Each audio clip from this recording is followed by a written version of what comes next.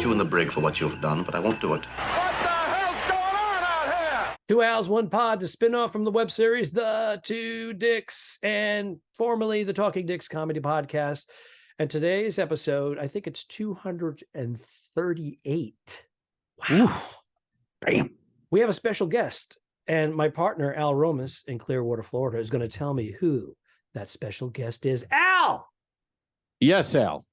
Who We is it? do have a very special guest today, a man with accomplishments. I'm going to read a few things. We have Ooh. a man with credits, not like these deadbeats we often bring on this podcast and try to build them up. This guy was a writer for the CBS sitcom The King of Queens from 2004 to 2007.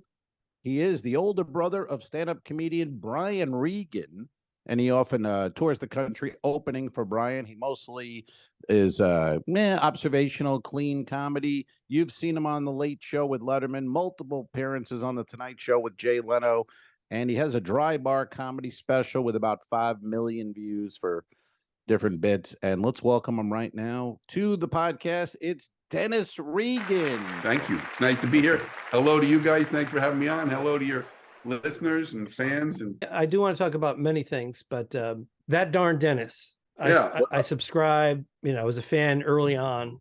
I was an early adopter of it. I want to see more of it. Is it too arduous to put those up? Arduous is a good word.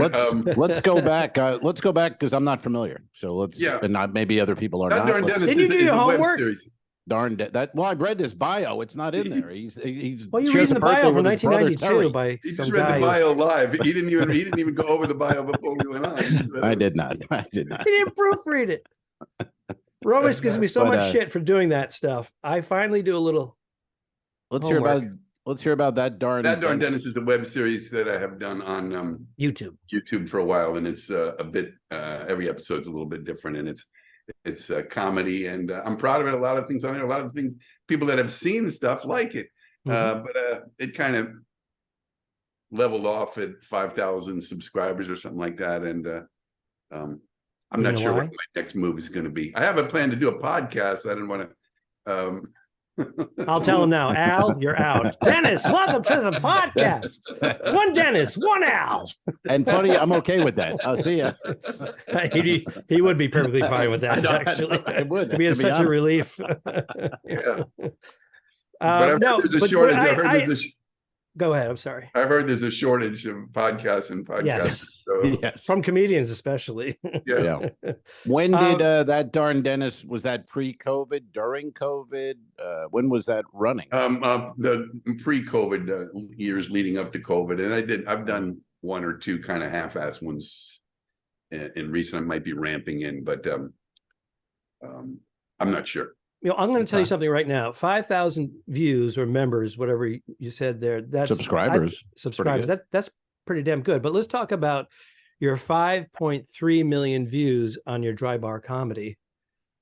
Want to talk about that? Yeah. Is it that much? Wow. I did a little homework.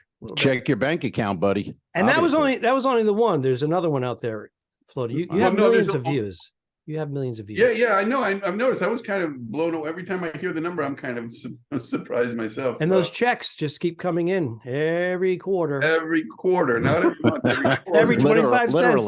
Literally every quarter. And it's such guesswork, too. It's such guesswork as to, is it going to be substantial or is it going to be aggravating? Less than the stamp. Yes, I've got many of those.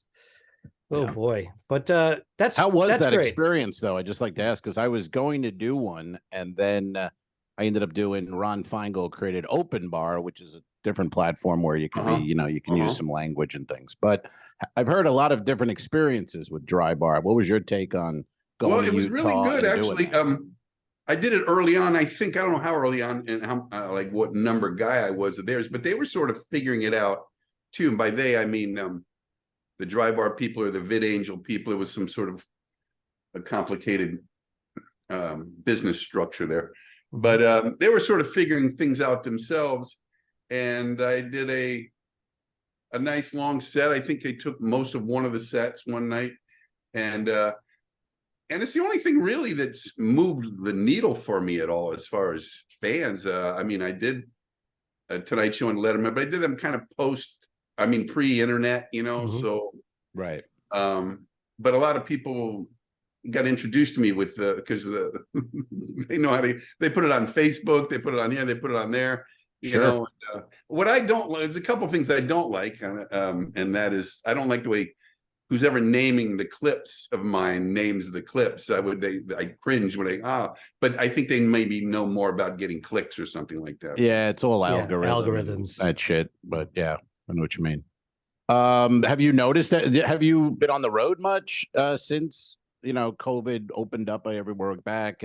Are you doing much where you noticed any kind of dry bar bump people, or are you just sort of same? A little bit of that. A little bit. I get a little bit more recognition, and when I get brought up on stage or whatever, people talk to people after, I get a sense that some of them came out to see me because of that. Or being introduced to me because of that, and but I'm sort of ramping up now with gigs that I haven't I have some cruise ships coming up and some stuff, a little bit too much. Exactly, just looking at my calendar makes me exhausted. I know, I saw it. It was like, wow, he's like really on tour. You're saying tour, and I thought you were just playing with the word tour well, the thing you're talking about was a joke. Yes, that was humorous.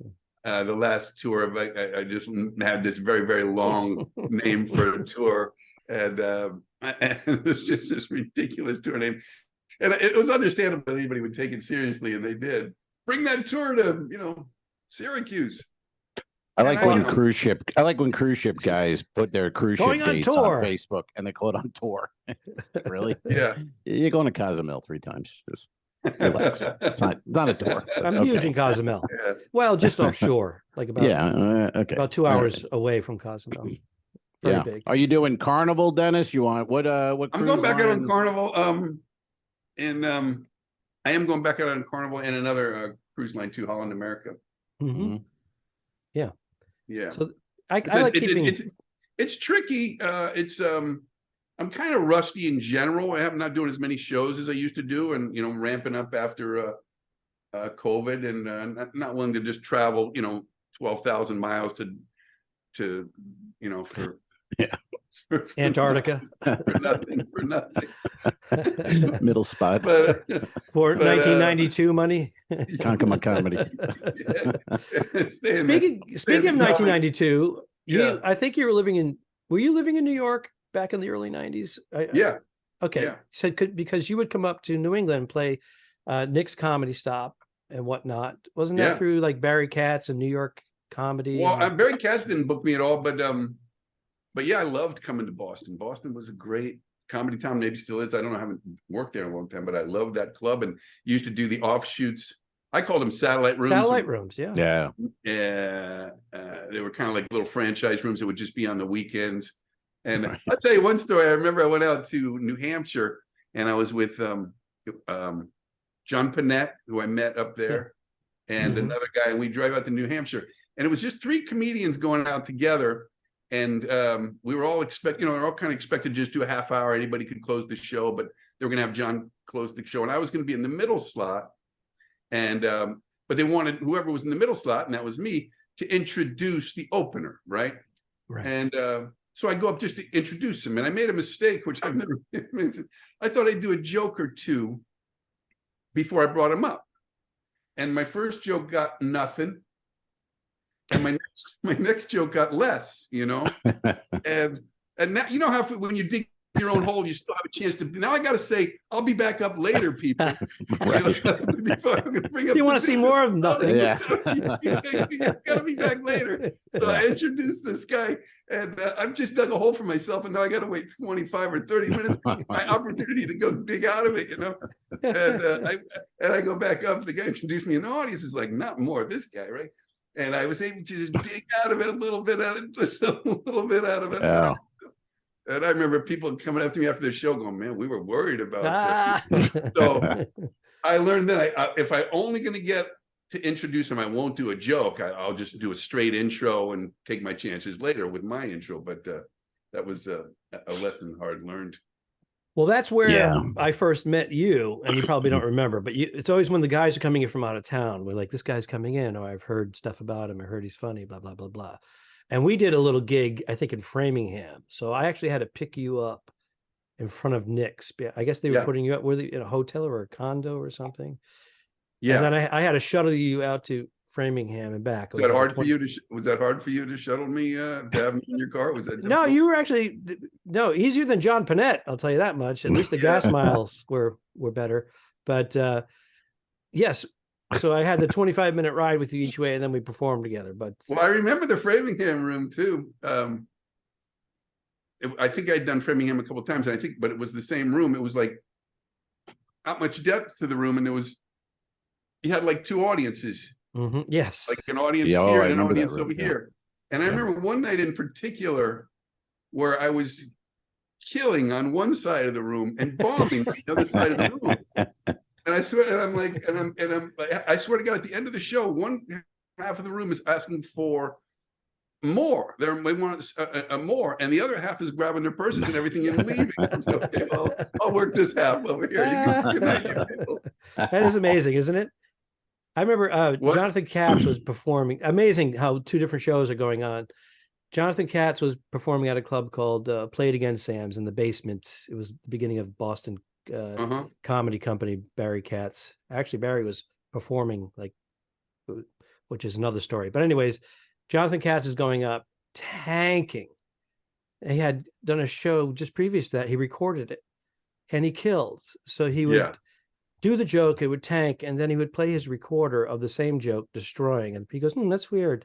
That was like an hour ago. Anyways, and he would just go, and we were howling in the back. But it's amazing how you're doing the same joke, kills one, the other audience is not connecting. Yeah, and I like the way that he was using the technology to make that point. It's like, right?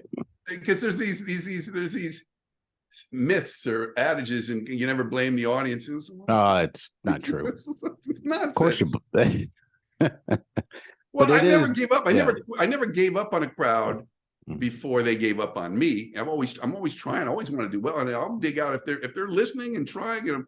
I'll keep trying, and I can usually pull out. I usually turn it around, but sometimes they just suck. Yeah, I agree. It's the same with the other one with any stage time is good stage time, and no, it's not in a shitty bar with TVs on and people yelling at you. That's not good. That didn't help you. Then you get in the car and drive home feeling like, no, it doesn't. You drive home feeling sad and like a loser. Yeah, I agree with you. One thing I learned one time, I did the improv at the Harrah's in Vegas, right? And they had this thing where they wanted you, when the show was over, to go say goodnight to people and stand there where they sell T-shirts, so they'll sell more T-shirts and that kind of stuff.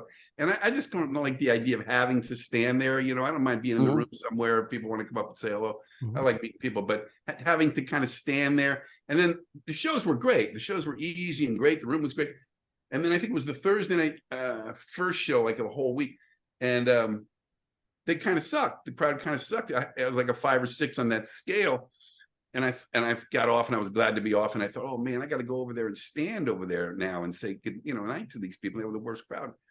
But those people were genuinely the most appreciative and complimentary of the entire week. And I'm like, when am I going to ever figure this stuff out? You can't figure it out. It's like on the cruise. I was on the cruise last week, and I was with Greg Vaccarello, and we saw an audience, and we'd be like, oh, this one is going to suck. They just had that audience old vibe of we don't laugh. And of course, they're great. And then the show after that, we think is, so you can't figure it out. Yeah. The guy with his arms crossed like this, front row, arms crossed, not even cracking a smile, comes up to you after the show. This happened to me.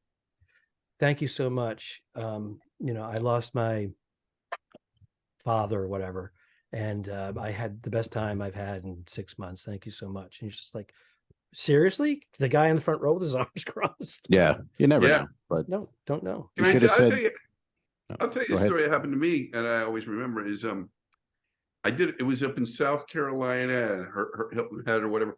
It was a small crowd on a Thursday night, like 10 or 12 couples. and they were just seated like two, no depth to the room.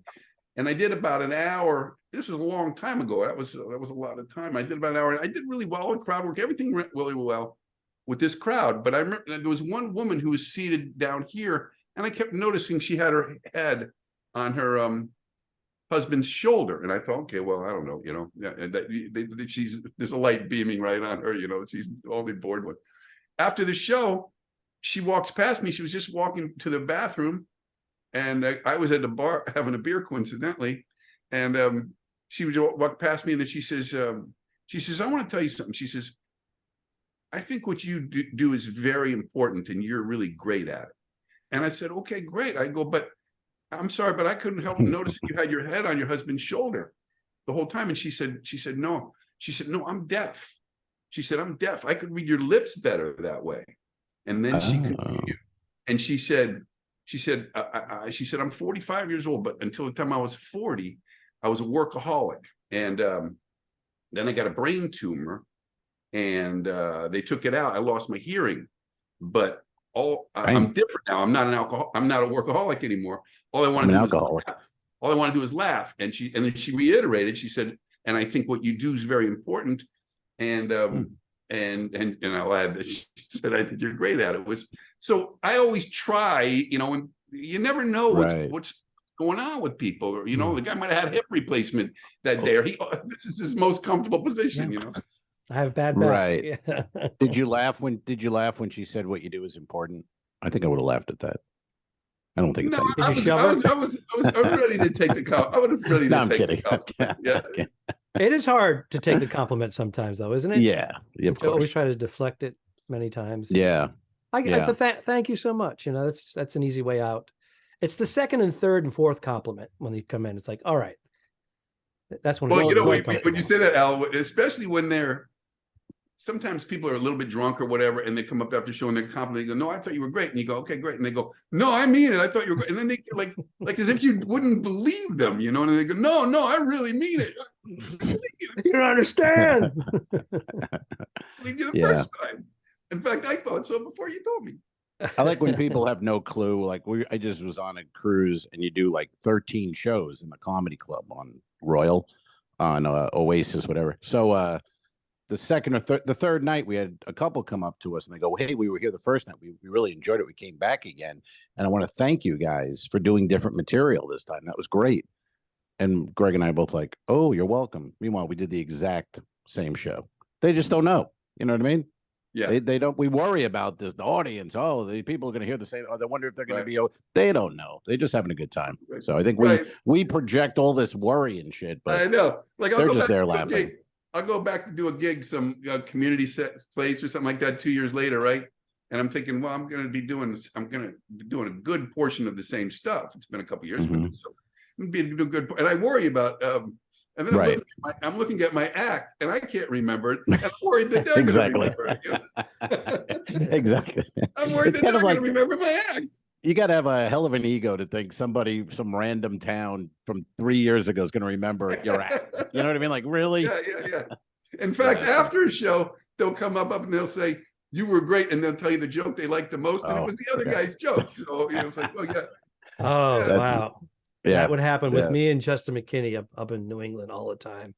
And we were trying to tell him, no, it's the other guy. It's the other guy. And then at one point we're like, thank you. Thanks so much.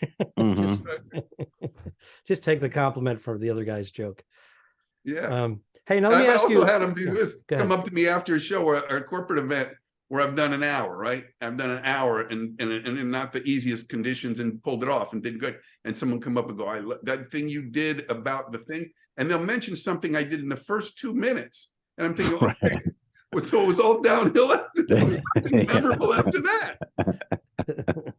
Yeah, the way you took that mic out of the stand, that was beautiful. But then the rest of it, not the greatest. Yeah. So where are you located now? Because I know you were California, and I know you're from Florida. Did you move back to Florida? Yeah. Well, my location is a well-guarded secret. I'm in a bunker. I'm in Tampa. I live in Tampa. Yeah. Oh, I saw Dennis. Just over the bridge, a month or two ago. Romas.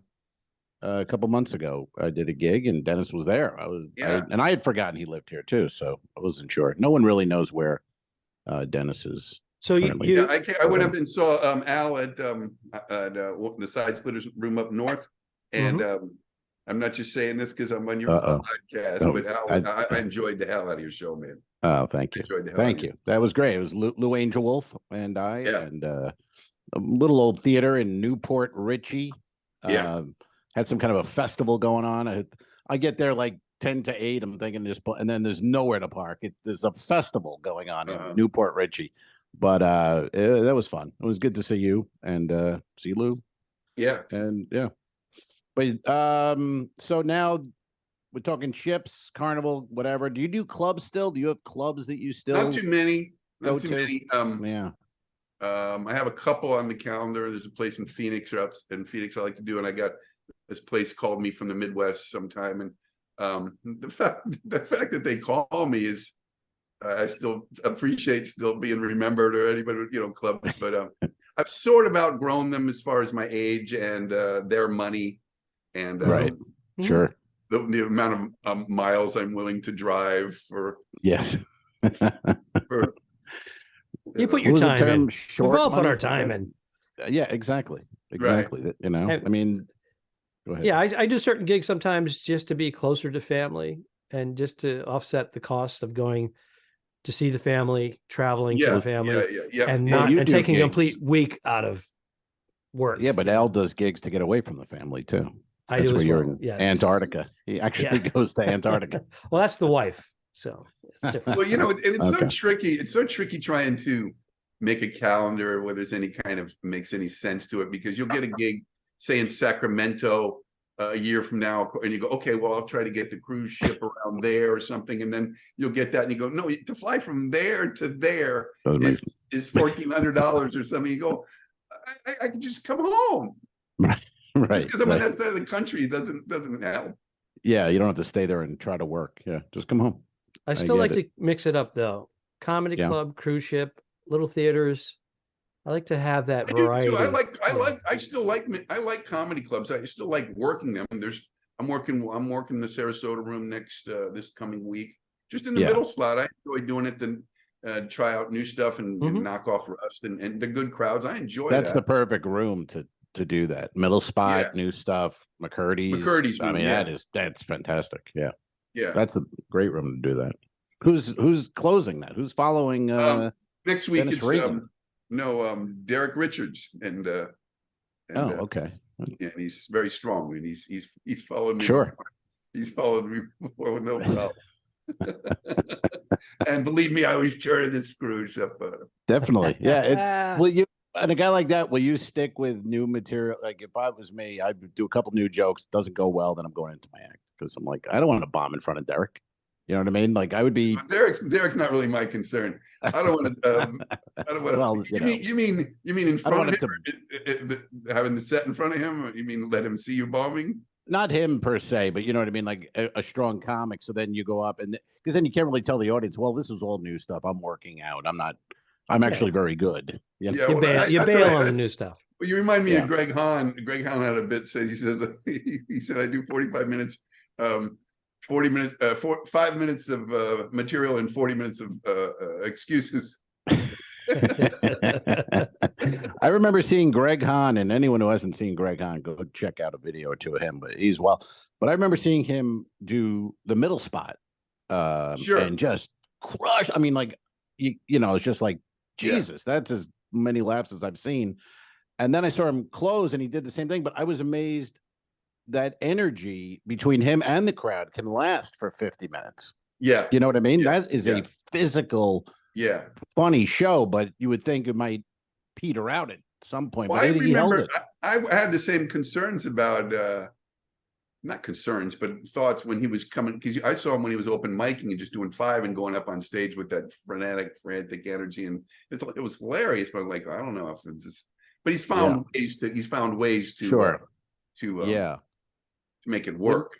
Now, when you saw him, like when you started, was that you started in Miami, or like what was your club that you went in and tried open mic and then started working? The first open mic I did was at Coconuts in up there in North Miami. Oh. And when I started in Miami, but there wasn't much in Miami. When I started in Miami, there was that club in Miami, in Dade County. There was one club in Broward County, and then one club in West Palm Beach County. And within 3 months, there was 3 clubs in each of those counties. So I was able to get a pretty good amount of stage time early on, just paying, driving, Was that like Uncle Funny's and Comedy Corner? Uncle Funny's was one of the additions that came in there at that time. Yeah. There was a brokerage. There's not the brokerage, a Governor's in Leviton. Well, Long Island. And and they had a room on Commercial Oh, Boulevard. you're right. You're right. They opened, yes. Yeah, and the comic strip in on the Federal Highway there in Fort Lauderdale. Anyway, that was where Brian was the host of that comic strip for 3 years before he hit the road. Before I was doing a long time ago. Wow. So okay, and then you moved, but I remember you in New York, early '90s. So did you? Yeah, was Brian up there? Did you go up there, or what was the setup there? I only worked Florida for about a year and a half, and then I went up to New York. And then I was up there for like 5 years. But and what was your like? Did you have a home club in the city? Kind of a club you enjoyed more, mostly the Cellar. There was a time I lived in Queens for a couple of years, and then I moved over to the West Village and had a little studio walk-up apartment. And I could walk to the Cellar in 7 minutes. And so I worked there the most, but I was also worked at the comic strip up on the East Side and Catch a Rising Star. I worked all the clubs there, pretty much improv. Was the Boston, New York? Was Boston Comedy Club open at that juncture? Yeah, Boston was. That was the first room I went up at in New York.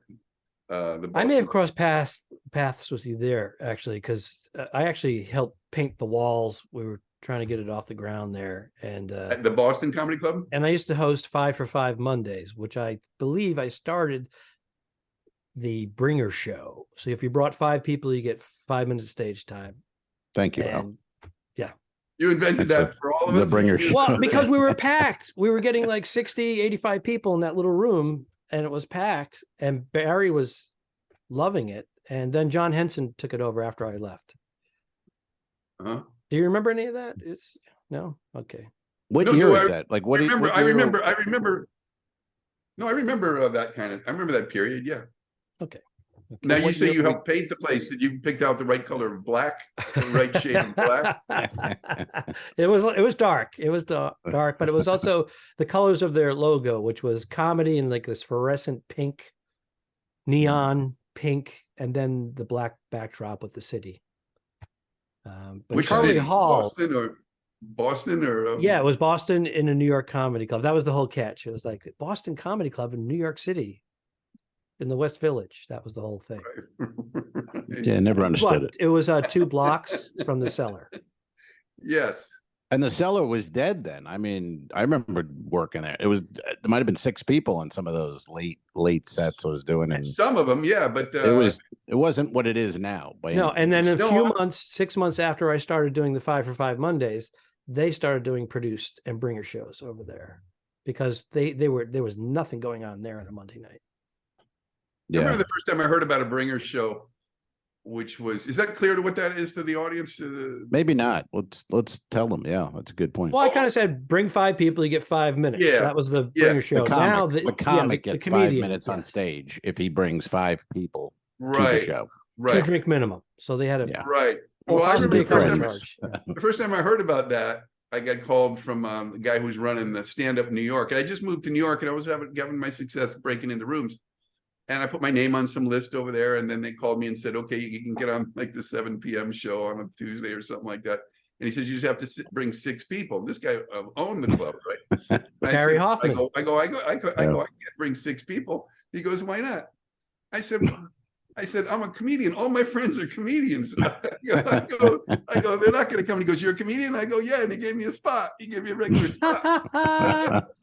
Gary Hoffman, always drinking coffee. Oh, yeah. And I think the late Kevin Meaney nicknamed him Coffee Breathman.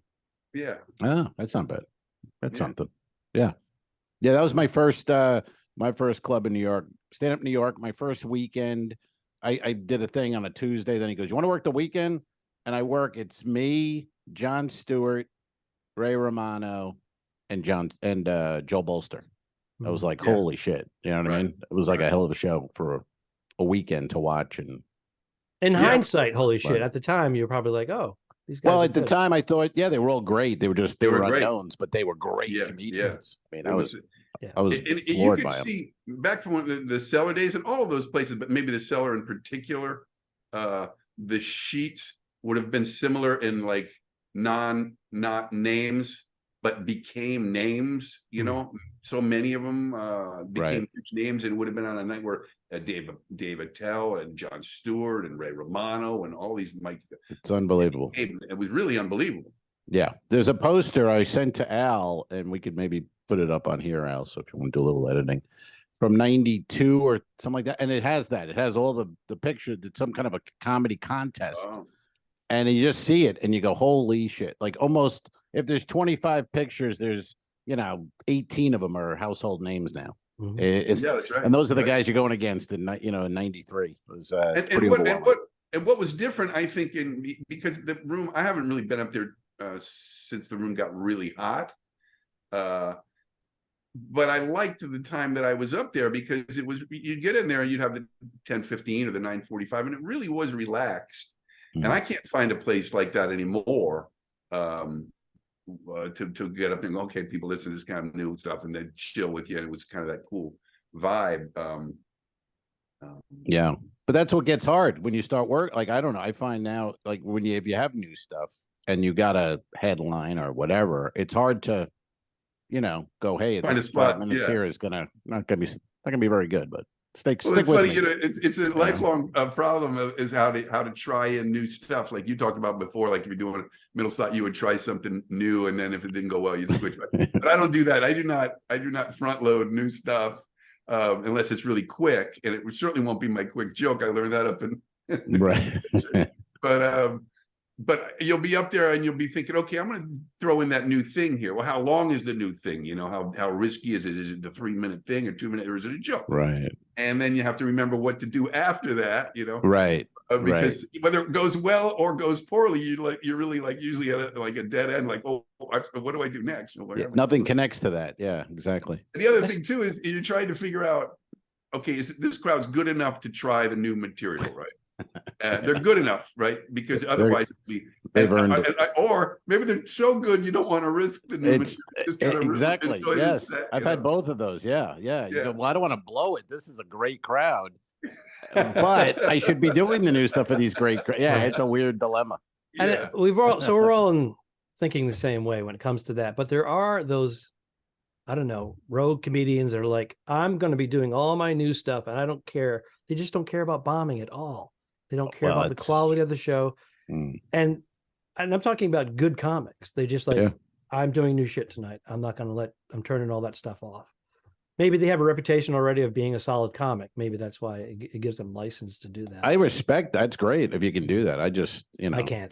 I can't. I'll just start bailing. I don't think you don't keep working if you're walking rooms. It's not like the old days when you could walk rooms and it was kitsch. Walk rooms now, they don't have you back. Yeah. Those were the good old days when you could walk rooms and still work. We're those days. And you'd be the legend. You'd be the legend. Oh, he walked both Friday late show, Saturday late show. That's right. Yeah, he trashed the green room when they didn't pay him. He had a meltdown on stage, man. He fucking lost his mind on stage. He called the waitress a bitch. That guy's awesome. Yeah, now he's yelling at the audience. Now he's headlining. Oh, so what's next, Dennis? Where's Dennis going next? What's next? To the kitchen. Where do we see you? I told you I'm going to be doing a podcast. He did. Well, I meant something with a date, maybe in a time. Maybe a month, a date, a time. I think you said it earlier, but go ahead, repeat it. No, I'll let you know. I'll let you guys know. You'll be the first to know. All right. It's funny, and it just popped in my head, and I got it all wrong, I'm sure. But when you would work in Tampa years ago, I remember you had a joke, and it was just a simple joke, but it always made me laugh, about part of Florida, the Homosassa, Florida. you remember Homosassa, Florida?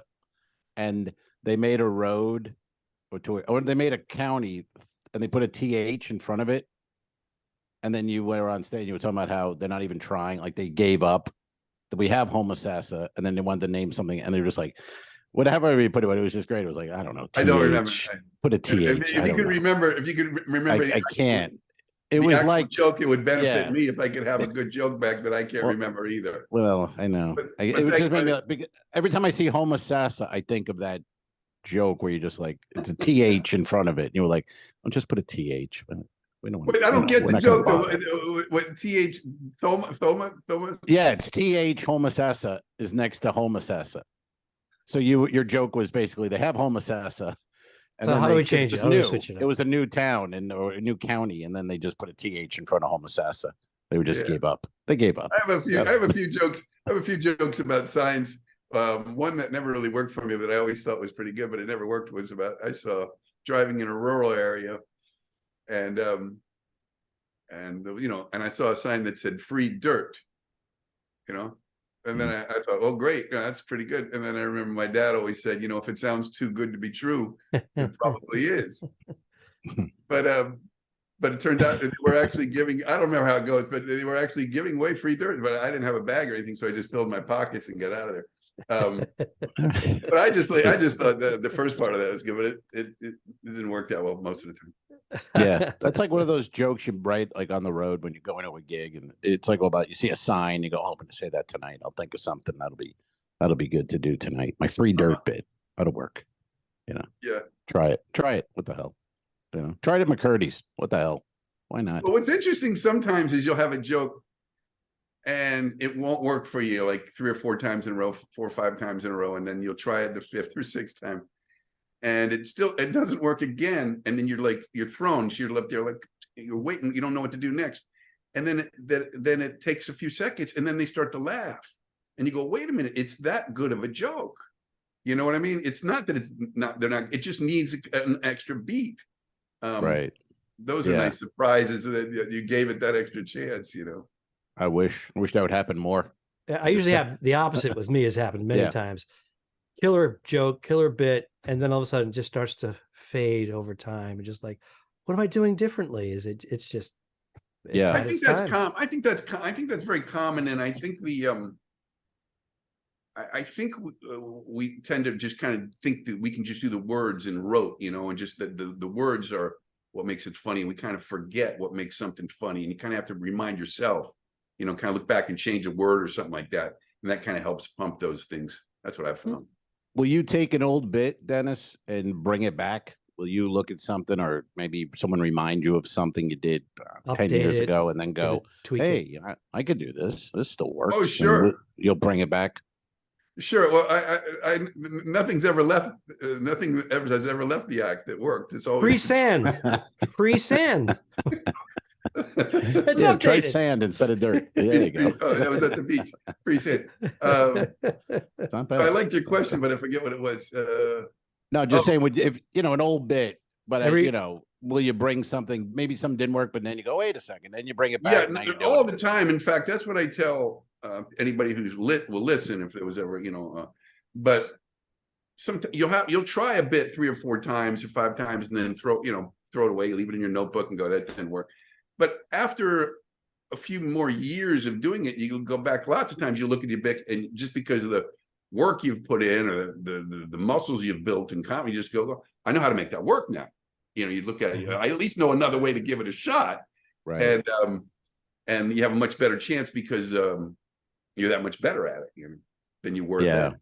Do you have bits that not even bits? Do you have things? I mean, sure you do, but like where you just go, I think there's something here, and then it's 3 years, and you still like, I don't know what it is, but there's something there to that. But The Odd Couple. I can't crack the code on this. I can't get it. The Odd Couple. Sure. Neil Simon's brother wrote The Odd Couple. He couldn't get it to work, and he said, "Well, let me give it a go." And then boom, The Odd Couple.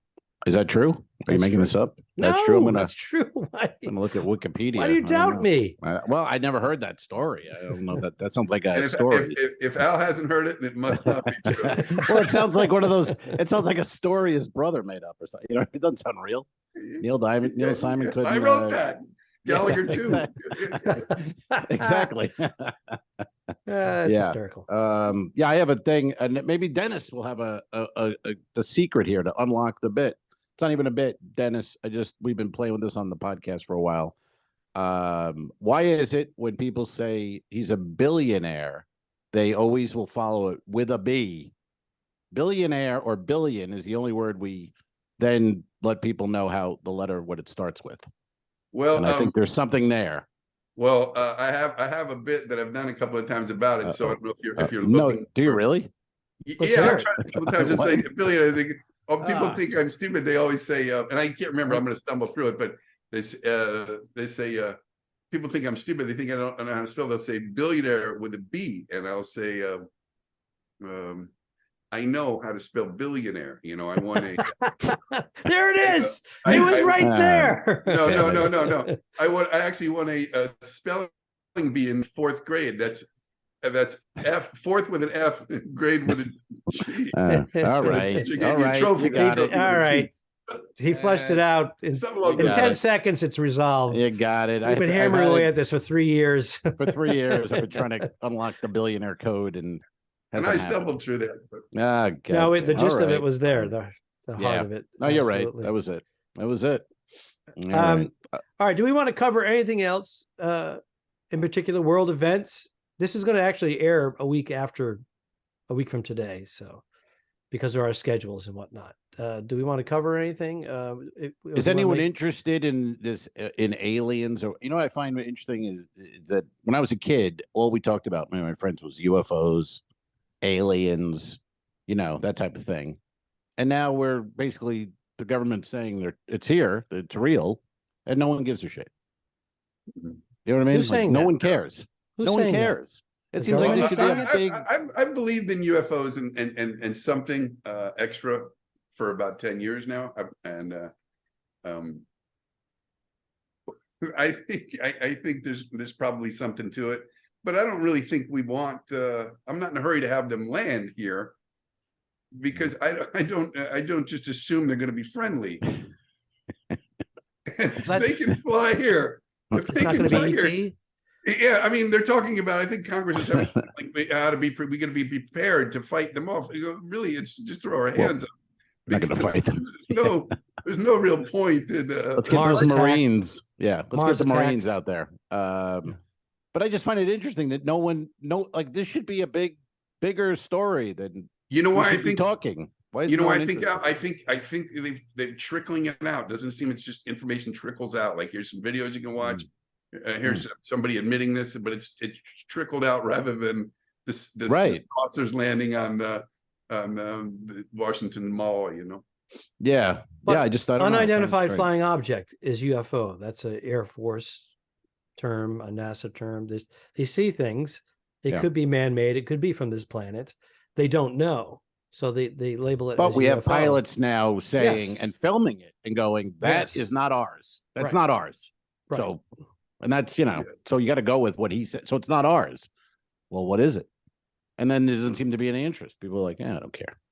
I don't give a shit. Is it a weather balloon? Is it? Yeah, a weather balloon. Well, people get bored. People have a short attention spans. Back when they landed on the moon, it was all, by the time Apollo 12 came around, I was like, what else is going to what else is going on? Exactly. It's true. Change the channel. And that's what happened with when they had the malfunction. It wasn't streamed on all the networks at the time, the 3 or 4 or whatever it was. Which malfunction? Malfunction on the Apollo 11, actually, right? Are you talking about the camera or are you talking about the real screw up on Apollo 13? The real screw up, and that was Apollo 13. It was just like, they're flying to the moon again. Like you said, let's watch the game. But then when they had an issue, they couldn't get back to Earth. Now we'll watch. Yeah, that we'll watch. Did we land on the moon? Did we really land on the moon, guys? I don't know. Ask Kubrick. I'm just throwing it out there. Because we never went back. It's weird. I don't know. Well, I think we would have went back. I think we landed on the moon. Wouldn't we have gone back once? Huh? We did go back. We went back 6 times. What about in the 80s, 90s, 2000s? There's 10s? nothing there. It's a rock. Where are we going? We should be going back. It's an orbiting rock. I don't know. Now they're going to use it. They're going to launch those rockets. The billionaires are going to launch their rockets from it. So they can from the moon? Yeah. They're going to build a moon base. I do it in my act. Yes. It's in your act. It's in my act. You have new material. I haven't seen your act, man. I have regurgitated material that I put a new name on it. Nice. Right. They're talking about, some people are saying that a trip to Mars will take close to a year just to get there. And there's some people thinking that the first person that we send to Mars should be a woman, and I agree. And I have just the woman I'd like to say. Who's that? I'm not going to say her name. I think we all have fill in the blank. I think several names could go in the blank. I'd like to see her make history. Well, whether she makes it or not, but whoever it is, they're not going to be this deep into this podcast. I'll tell you that much. So we probably could say a name. Yeah. All good. Let's wrap this mothership up of a podcast. Where do we? Where, Dennis? Do you have a website? You're on Twitter. You're on all the things. Are you permission to put some of your clips up, very short, just to get people to go to you. Yeah, well, one of the things, I'm on DennisRegan.com, and it's not a website that I weed do the gardening very often. But you can say hello to me through there, or you can watch. YouTube has a lot of the dry bar clips and stuff that people like. And is the billion with a B bit available for people to enjoy for purchase? Yeah, for purchase, I will sell it to you for $1 million. I'll pay $30 for the dirt bit. If you have the dirt bit available on YouTube, I'll give you $30. Now, Al, it's sad. I know when you lose a bit that you worked on and came up with something, but you feel like you lost a bit you could never even came up with a punchline. That's right. That's right. I feel like the guy in Vegas who didn't bet and then is like, I could have won. I lost $100,000, and you go, well, you didn't even put money in the machine. If I did, I would have won that $100,000. Well, you didn't. That's how I feel about that bit. I just had billionaire with a B. That's pretty much all I had. Yeah, you didn't really put in the work. I tried, but I tried on the podcast and nobody ever helps me. I wanted help with the podcast. I tried to help. It didn't work out. But then we were working on that other bit, gut feeling. And I actually did try it. Is this how you? Oh, there's another one. Maybe have this one too, Dennis. Wait a second. Is this how you develop your act? Yes. Working. He's at that point of his career. It's like tighten up your bits a little bit and actually see if something's worth working on. Okay, we'll ask for listeners' help. Well, this one is another one that goes nowhere. But follow your gut. I was at the gym, and then a guy was like, he told me he's trying to lose his gut, and I said to myself, but the bit would be, why would you lose your gut? That has wisdom and knowledge. You want to lose other parts of your body, but the gut will tell you, don't marry that woman. Take that money out of the stock market. I got a gut feeling. Your gut has information, and everyone wants to lose it. And that's the bit of the start. I think you need to throw the word instinct in there for that to work, to link it up a little bit. Instinct? No, because you have your gut instinct. That's gut instinct, right? Yeah, I think that would help. All right. But you don't have the bit finished already and ready to see? I'm giving you another avenue to try. Just try it. All right. That inward instinct on there. I'll throw all right, I'll try instinct. You got it. Thank you. I messed around with it. He knows. I have a bit about gut and gut instinct. I'm sure. Oh, here we go. See all these, all those notebooks up there. I don't know if you can see, they're all full of these, any bit. That's like my notebooks are not bits; they're just lines. Yeah, people go, "Oh, what are those full of bits?" I'm like, I wish. He gave me lines and words.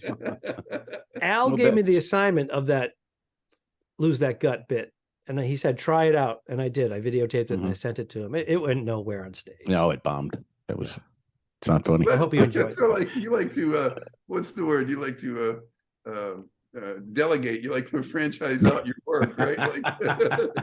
Well, just to a select few. Go see if that works. Bring it back. I don't want to bomb. I got to send it out to Ducharme, and then report back to me. I buried it. I stuck it in the middle somewhere. Yeah, it's not. There's nothing there. Oh well. All right, so Dennis, you're on the Twitter. Dry bar, over 5 million views on one clip alone, and wow. I'll try to put a clip here and there and a link to go to your website and whatnot. And thank you for taking the time to be on here. I know we've been trying to do it for 2 years. And, yeah, but I made it. I ran out of excuses. He's a busy man. I ran out of excuses,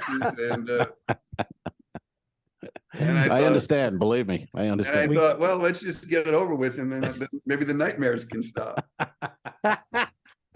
Well, we wish you a peaceful night's sleep tonight, and I'll never see Al again. I'll never see Romas again. And sure, it was great. Yeah, there you go. In the back of a old theater in Newport Richie. You never know who's going to be at shows or things. But great seeing you, Dennis. You too, guys. Thanks for having me on. We appreciate it. We appreciate Absolutely, it. pal. Thank you. Thank you. Bye-bye. So long, man. Have a good trip. Iceberg Dennis. Don't forget to review us and rate us. It really helps. The Talking Dicks became friends at a very young age, and the rest is history. I'm losing my mind.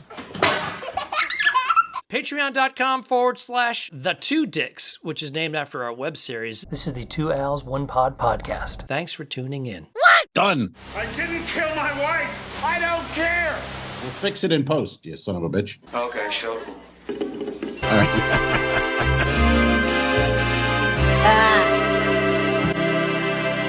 Subscribe. Mary. This was a horrible mistake. Go to patreon.com/forward-the-2dicks. If you shoot me, you won't see a cent of that money. Why? I think it ends on that. That's beautiful.